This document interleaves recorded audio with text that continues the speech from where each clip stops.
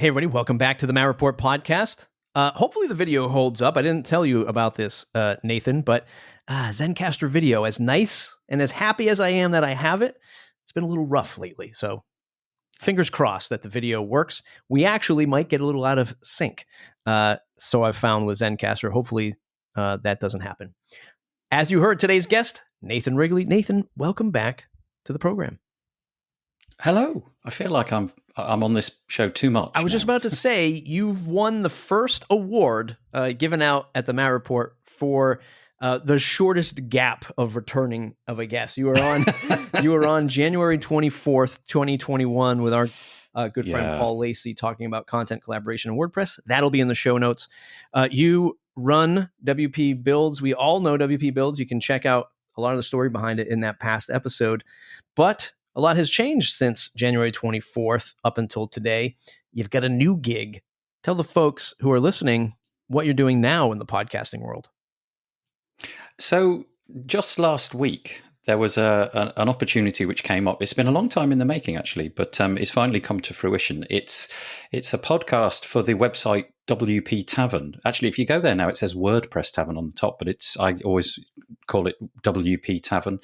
It's an organization which they've been publishing content in the WordPress space, I would imagine longer than anybody else. I'm not sure if that's entirely true, but multiple pieces each week. And a little while ago, they had a podcast that kind of ran aground and stopped being created. I'm going to say 3 or 4 years ago. I could be completely wrong about that, but certainly a span of years. And they were looking for somebody to rejuvenate, bring it back to life.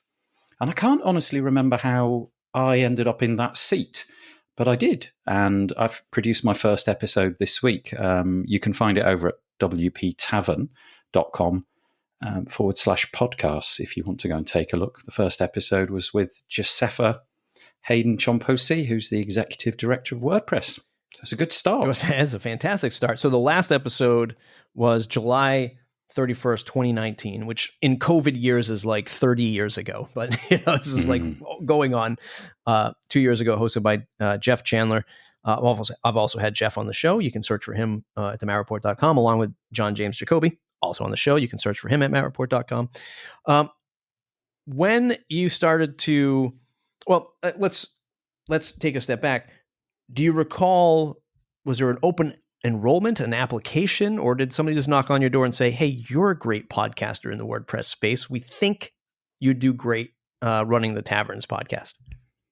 Do you know, I honestly can't remember the accurate way of describing it, but it wasn't a job application, I don't think. It was more of a tweet or a post or something that alerted me. And I follow WP Tavern. I really do follow it very closely. I pretty much read everything that's written each week. And so anything like that was not going to go through the cracks with me.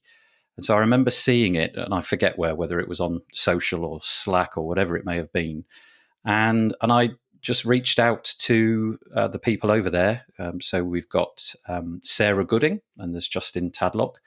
And I said, I'm really interested in this. And then it took quite a long time after that initial outreach for anything solid to happen because they just wanted to get all their ducks in a row. And I honestly don't know in the background if there were other people that were considered or how that vetting process went. But eventually, after a period of time, they came back to me and said, yeah, we'd like you to go ahead with it. And that was great news for me, at least. Yeah. For a creator's perspective, do they, like when, I don't know, if they interviewed you, did they ask you how you might want to unleash a new WP Tavern podcast out into the world? Do you have that kind of creative control over it? Or is it this experience now where you're working with the Tavern team, and there's goal setting between amongst the three of you, or maybe other folks who might be editing behind the scenes that we don't know about? Yeah. So when I was asked if I would be interested in doing it, the application process from that point required me to submit a proposal, and I submitted a proposal for a variety of different shows. That is to say, all sorts of different formats. Could have been a panel, could have been a podcast, which is what we ended up with, the more traditional podcast interview like we're doing now. And oddly, we also talked about the fact of doing something on a kind of daily basis, a much shorter minute length podcast episode, which coincidentally, I think you've also had that exact same idea. We decided in the end just to go with just the regular interview podcast because we thought that had most legs, and also it was probably the podcast format that most people are interested in. So that's what we're running with for now. But in the future, I don't know. What I'm really amazed by is how once I was given the go ahead, it was really up to me how I wanted to do it, and I've been really, really pleased with that. I think because I've done podcasting for many years now, 5 or 6 years, probably more. I kind of know what it is that I want to achieve, and all the ways that I want to achieve that, and which hosting company to go with, and that is to say for podcast hosting and how to produce the graphics. So there wasn't much of a learning curve. So I kind of went to them and said, "Can we do it this way?" And they said yes. And off I went, and I haven't really been inspected particularly closely. So I'm not being micromanaged at all. Quite the opposite. I'm being left to my own devices, which is fabulous. That's really how I like it. Yeah, no, that's fantastic from a creator's perspective. It must make you feel good. It's not really a question. It's just like two podcasters talking to each other here, but it must make you feel good to say, 5 years of this podcasting effort, when this kind of opportunity arises, it's like, of course, there's probably a little bit of fear, and you can speak to that if you'd like, to take the reins of a big WordPress brand, but also a little bit of confidence to be like, I know the infrastructure, I know a process. It might not be the process that they want, but I know a process that I can introduce. It must feel pretty good going into that job as a podcaster, as a creator, saying, yeah, I've been doing this for 5 years. Pretty good, sure. I kind of know what I'm doing here, even if it changes a bit for, their desire. Yeah. Speaking to it's really, this feels like my ideal podcasting gig, if you like, because obviously we've probably all got our favorite web domains. There's probably a website that you go to that you like more than any other. And I'm sure that's the case for anybody listening. You go there frequently, you ingest their content, and you're just delighted by everything that they do. Well, that for me is WP Tavern. I really like it. And I do a show which comes out every Monday, and it's a WordPress news show. And basically 50% of everything that we talk about comes off WP Tavern because I like it so much. So it really was and is. I'm very proud. I was very delighted by the fact that it all happened. So yes, but speaking to the fear bit, lots of that actually, because I got a bit of imposter syndrome, a little bit, because when I started the podcast that I run at the same time, so I've got this WP Builds podcast. I did that with a friend of mine, David Wormsley. And we first episode, 0 listens. Second episode, probably 0. And so it went. And then it slowly built up. And anybody that listened to that podcast, they had to have come to us because that audience didn't exist. And slowly but surely, that little audience grew a little bit and a little bit more. And, it's not big because it's WordPress. It's a small thing. We're not Joe Rogan. We never will be. But it grew. And anybody that stuck around, my feeling is they must have stuck around because they listened to it and thought, actually, I quite like that. So we grew that audience. And so we can joke, we can muck about, we can be self-deprecating in the way that we are from the first episode because it was all organic. This is different because I've come into something where the audience is already existing. And I've got to learn what that audience require, and I've got to learn a different set of doing things. So, for example, on our podcast, we always take the mickey out of ourselves. We're always belittling ourselves and emphasizing just how poor our knowledge is. A, because it's true, and B, because it's funny. But with this podcast, I think I've got to tread a different line because it's not mine. I don't have that relationship with the audience, and presumably that audience, they go to WP Tavern because they want to have the story exactly as it is. And so I've just got to cut it a different way and ask the questions in a different way. And so that's been new. And luckily, with the first guest that I had on, Josefa, that was fairly straightforward. And I just have to remember when I click record each time which podcast I'm doing so that I don't stray into the self-deprecating version of myself. Sure. How does the team come together on a sort of content calendar? Do you have to? Are you able to go out and get whatever guests you want and go after a particular topic, or is there? You're looking at it from more like what I'm thinking is like HBO. The name of the show is escaping right now. I think it was on HBO. God, it was such a great show. I can't remember. It's like in a newsroom, and you just see like how they're deciding how to, do the episode or do the shows and do the news and stuff like that. Is it this kind of fast-paced editorial room and people throwing papers around, or they say, hey, Nathan, go ahead and pick the next 6 shows or whatever, and we'll just roll with that. Right, that's exactly what it has been. It's been it may be on the written side of things, which is what Justin and Sarah take care of. Perhaps on their side, it is a bit more like that. I know that they churn out a lot of content, and actually, if you read their articles, they're not just going out there and writing them based upon what they think. They are actually going out there and interviewing and finding stories. It's actual proper journalism. But on my side, I've been lucky that they've basically given me the go ahead. Let's just run for a bit, see how it goes. Let's just see what the audience engagement is like, and we'll revisit it after a period of time. So very, very autonomous. I've been given a long rope to hang myself on, so to speak. Yeah. Well, we'll see how you balance what's going to be interesting, because and this is kind of where I want to lead into next is the Tavern is, it's that news source. And it's always interesting to me that, well, it's kind of like I know why, and it still astonishes me that there aren't more critical news sources around WordPress given its size. But at the same time, I also understand it. It's like the 1% of the 1% actually care about WordPress as much as you and I and maybe even people listening to this podcast. It's a very, very narrow audience. But at the same time, when you look at the Tavern, lots of news. I mean, post after post. Yeah, some of it's, whatever. They look at a theme, they look at a plugin, whatever. But there's lots of stuff happening. There's lots of people in this community. We have Post Status, and we have other places that cover the news. Still not widely as much as I would like to see in this space, and maybe it's just a sheer numbers game, where there's just not enough people who really care about this stuff.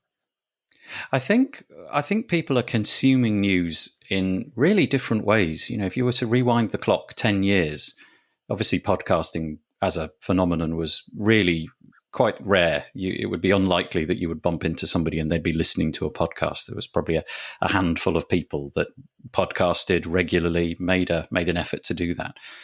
But all the data that I've been reading recently seems to show that people wish to consume not just entertainment podcasts, but they also like to have their news delivered in an audio format. A good example is me in the morning. I could quite happily sit there with the BBC News website open and read through it, but I find it far more interesting and easier if I just put my speaker on and I play the news through there. I get the exact same content, but I can be doing things at the same time. And it feels to me that it was just a part of the WP Tavern experience that maybe the team felt they needed to capture as well. Having a bit of a news angle, an audio angle, satisfies those people who wish to consume their content in audio form. And I'm one of them. I just absolutely love the podcasting format. And so, yeah, I think it's the future. I'm looking forward to the day that there is some big breaking news, like Elementor gets acquired by GoDaddy, or like some crazy, like we cut live to Nathan Wrigley, and there you are, like some proper news desk, green screen behind you, and you're reporting on the news. Do you think you'll get into that? I know we're doing the story arc, the more interview style show, but is that of interest to you to get into that daily news thing? I know it was an idea coming into this, but yeah, I can't speak for whether that will happen because I don't have the strings of authority there. So we'll just have to see how that works out. But on a personal level, I would love to do that. I was very lucky in that in 2019, I was able to go with the Big Orange Heart crew to WordCamp in Berlin. It was WordCamp Europe. It was I can't remember what month it was. It might have been June or something like that. And my purpose there was to produce audio content, and it was interviewing, and I absolutely loved it. We took a load of equipment, we took a little mixing desk with us and a bunch of microphones and stands, and we sequestered a little corner of the room and pressed record, and we just gathered over the 3 days that the event was on. We gathered lots, and I think we probably did about 20 different interviews, and I absolutely loved it. Everybody had come to that event with a story to tell, whether they were selling something or they'd got some roadmap item they wanted to mention. Everybody goes to those events, and if they're a content creator or if they're a plugin creator or a theme developer, they've got something they wish to talk about and something they want to say. So it is a really good moment to capture those people. I would love to do more of that. I find it really interesting, and I think people like, we're trying to video this. Whether that'll come off or not, I don't know, but it is quite nice. You can have it on in the background. You can just listen to it, or you can sit down and watch it, and it's nice to get the visual cues and the body language and all that. So I would really like to do more of that. Whether or not it's in my future is not up to me. Yeah. When you first made the announcement, or when we first saw you, or listened to you over the airwaves at the tavern, did you, knowing what I know in the WordPress space, did you get those DMs from people like, hey, would love to be on the podcast? Then people who's now coming back out of the woodwork to say, oh, maybe we did a show on WP Builds. Can you get me on the tavern? Because I think now what this is going to do to sort of is again elevate that brand recognition for a lot of people. If so, how are you, or if you have thought about it yet, how are you going to think about that and how people come knocking on your door to pitch you a show idea? Are you raising it to a higher level of standard? Not to take away from what you would do at WP Builds, but no, but I do know what you mean. Yeah, there is a different, because it's not.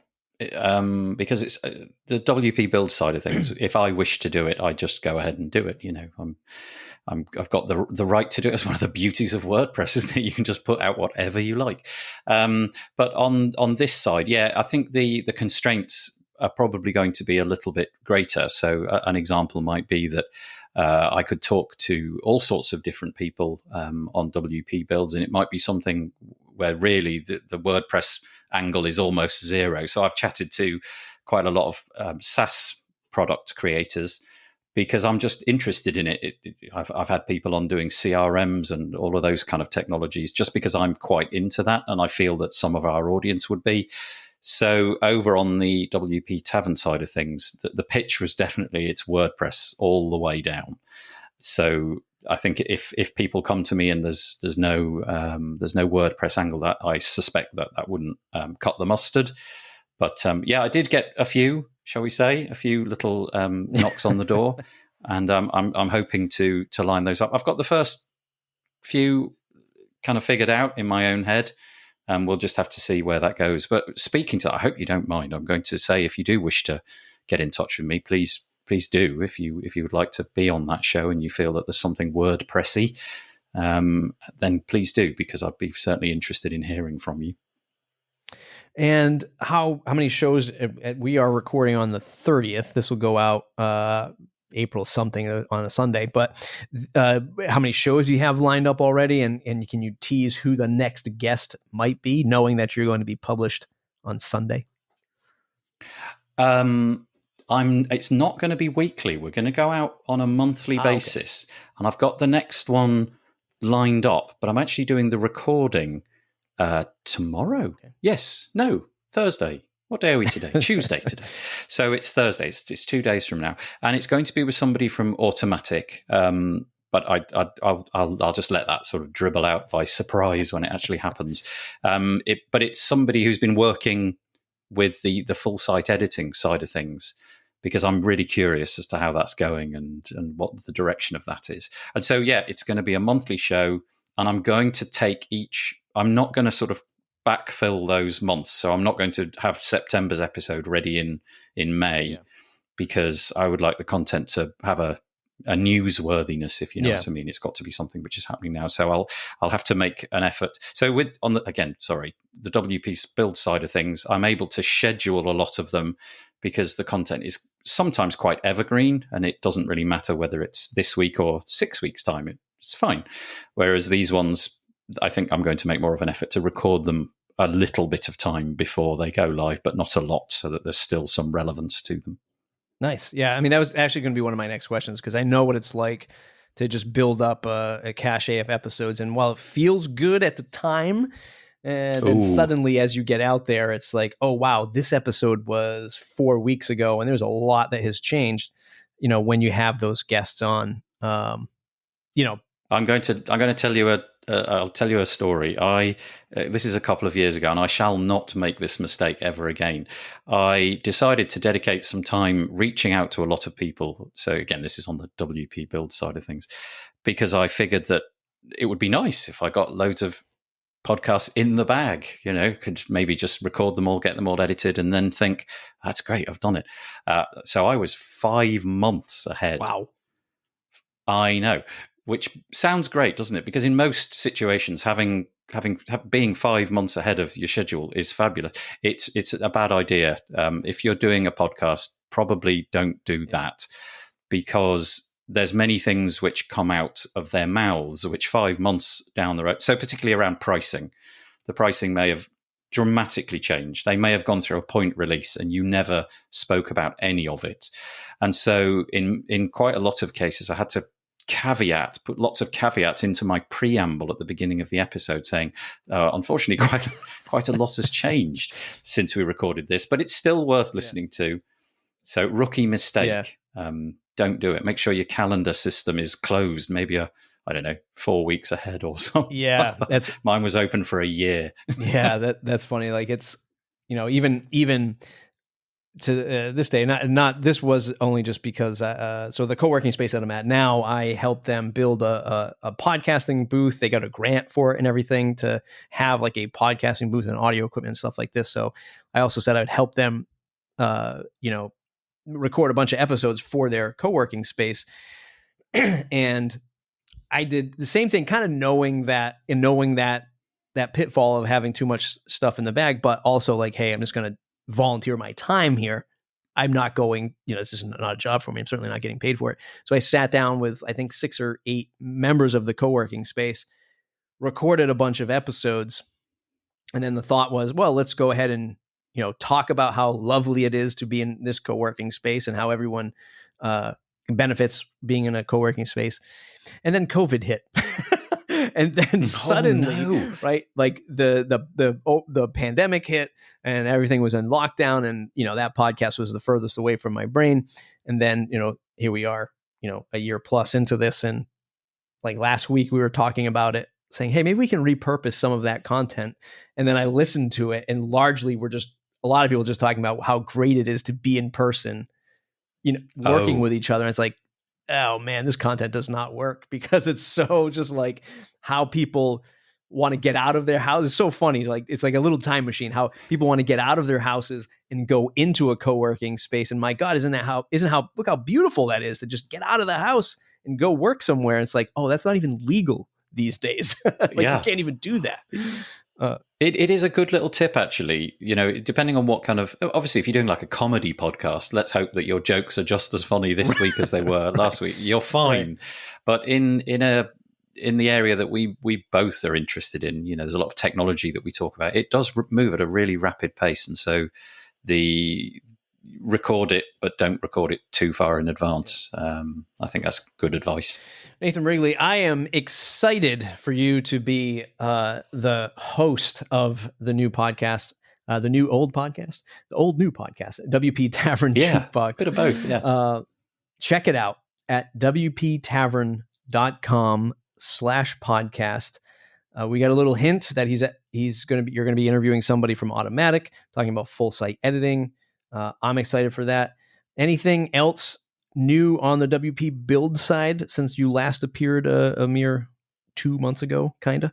2 months ago. No, not a lot has changed. We continue to make it. I think the focus at the moment, I do the podcast on a Thursday with David Wormsley, and that just ticks over beautifully. He's such a great companion to have. I'm so pleased that we found each other. But Paul and I are doing this show that we do on a Monday, and so if I may, I'd like to mention that we do. It's at 2 p.m. UK time, whatever that is in North America. I don't really know, but it's likely to be quite early in the morning. We do that, and it's over at wpbuilds.com/live, and we do a little panel show where there's me and Paul, and then usually two other guests, and we just witter on about the WordPress news. And we are allowed to make mistakes, and it's a bit of a farce sometimes when the technology breaks and things like that. But it's really good fun. So if anybody wants to be involved in that, would like to be a guest, please reach out to me. You can find me wpbuilds.com. Just click the buttons and find the contact form and things like that. But I'm looking for guests for that show if they're interested, but also an audience if you want to come and watch and participate. It's great fun. I love that show. I participate through Facebook Live. I think it's like you did 9 a.m. I think 9 a.m. My time. Sorry, that's not good. I'm up at Monday 9 a.m. I'm up at 6 a.m. I have 3 young kids, so I mean, yeah, I'm already having lunch while you've probably watching you. Definitely got better things to do on a Monday morning than listen to us. But if you feel that you want to, please do. I'd love that. Don't tell my boss, but sometimes I have it playing in the background during our Monday stand-up meeting. So, I'm going to go tell your boss. It's everybody else. It's mattreport.com, mattreport.com/subscribe to join that mailing list. The WPminute.com is your place to get WordPress news headlines in under 5 minutes every week. And surprise, Nathan, you wouldn't be surprised about this. I had a deadline to get that out the door today, the first trailer episodes to go up, as I promised everyone that it would go out in March. And I submitted the feed to Apple Podcast, and they're having a problem. They're having a validation problem. It's submitting to Apple is down across the world. So I might miss that deadline. And totally out of my hands and in Apple's hands. But, go figure. What are you going to do? Everybody else, don't forget to check that out. Leave us a review on iTunes. Thanks for listening. We'll see you in the next episode.